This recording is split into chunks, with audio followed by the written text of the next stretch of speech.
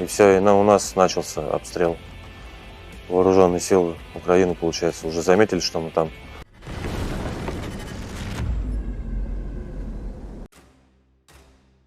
Ukraine's defense forces blew up a Russian fuel train in the Zaporizhzhia region. Activist Petro Andriushchenko published a photo of the damaged train. According to him, the incident took place in the temporarily occupied territory between Urozhain and Tokmak. Images captured by a Ukrainian drone show burning fuel tankers and the immobilized train. The train derailed and is now being finished off with everything that can fly. It's burning beautifully.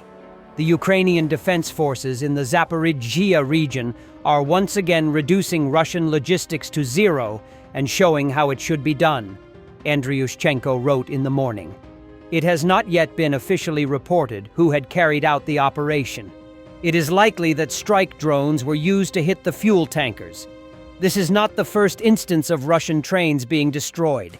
Trains that support logistics and transport fuel for the Russian occupying forces.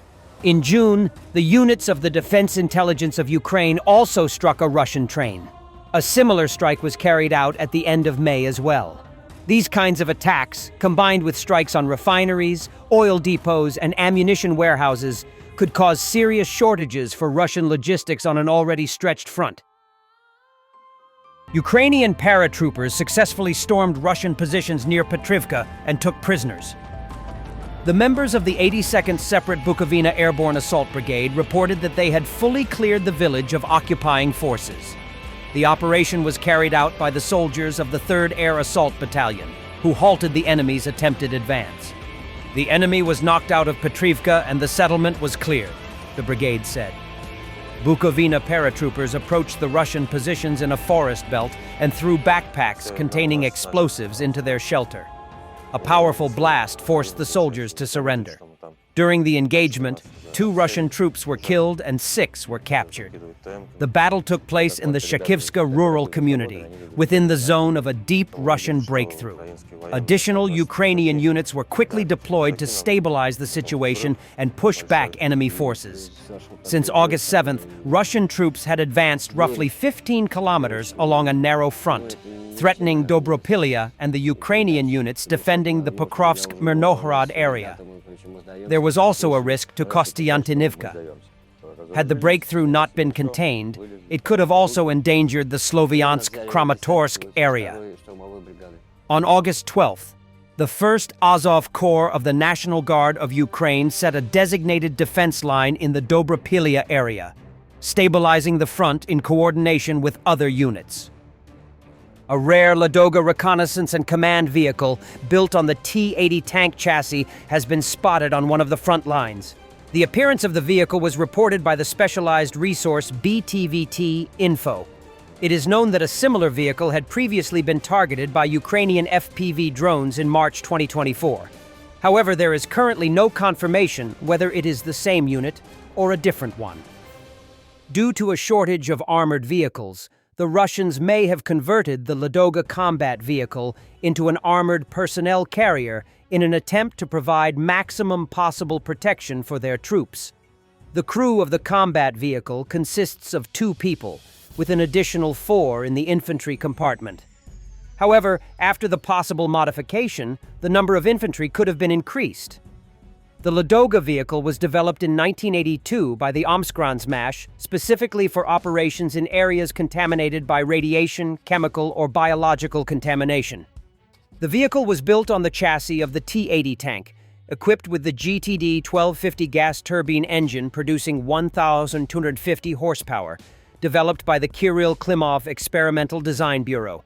This engine features a unique dust-blowing system using compressed air from the turbine nozzle guide vanes, which allows for rapid decontamination after operating in a contaminated area.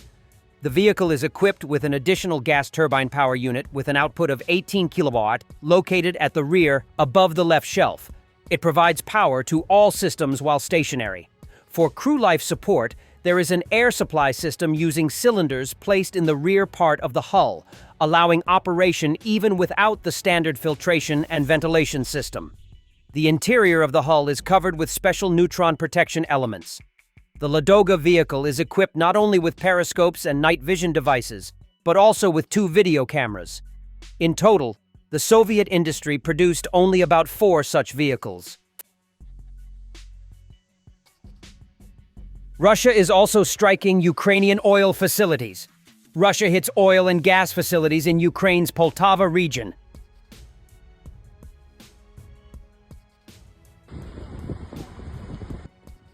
Russia also struck Zaporizhia with ballistic missiles, targeting critical infrastructure, according to regional governor Ivan Fedorov. Monitoring channels first reported explosions around 09 Hunkwok. The number of injured has risen to 17. Trump on deploying American troops to Ukraine. We will let you know, maybe later today. We will be involved. Your team has talked about security guarantees. Could that involve U.S. troops? Would you rule that out in the future? We'll let you know that maybe later today. We're meeting with 7 great leaders of great countries also, and we'll be talking about that. They'll all be involved, but there'll be a lot of help. When it comes to security, there's going to be a lot of help. It's going to be good.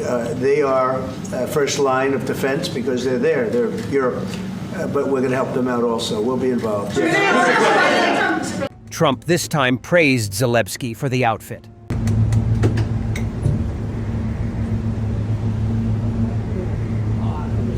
The best I had. Ready, face? Every step? President Trump, showing your message to the people of Ukraine as world leaders gather here today. We love them. We love them. Russia continues attacks in Ukraine, defending Kharkiv. Thank you very much, everybody. During a virtual meeting of the leaders of the Coalition of the Willing, they reaffirmed their readiness to deploy their own troops in Ukraine after the cessation of hostilities. This was reported by the official website of the UK government. The meeting was attended by Ukrainian President Volodymyr Zelensky, during which the parties discussed their unwavering support for Ukraine and steps toward achieving peace. Additionally, they prepared for consultations with U.S. President Donald Trump to discuss the issue of a ceasefire and the appropriate steps for the restoration of territory. It should be noted that, as of today, the countries wishing to join the Coalition of the Willing have agreed to establish coalition headquarters.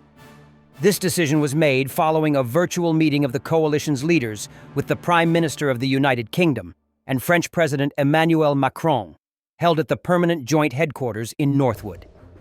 Currently, France and the United Kingdom are the main initiators of this coalition and aim to take a leading role in its deployment in Ukraine. As part of its support for Ukraine, the Coalition of the Resolute plans to send logistics, armaments, and training experts to assist in the rebuilding and reform of Ukraine's ground forces. In addition, coalition air forces, together with the Ukrainian Air Force, will work to secure the country's airspace.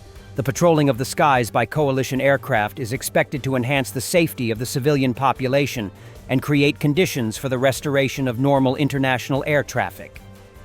There are also plans to strengthen the Mine Countermeasures Black Sea Task Group, which includes Turkey, Romania, and Bulgaria. It will be reinforced with specialized personnel, enabling faster demining of the Black Sea waters and ensuring safe and uninterrupted maritime access to and from Ukrainian ports.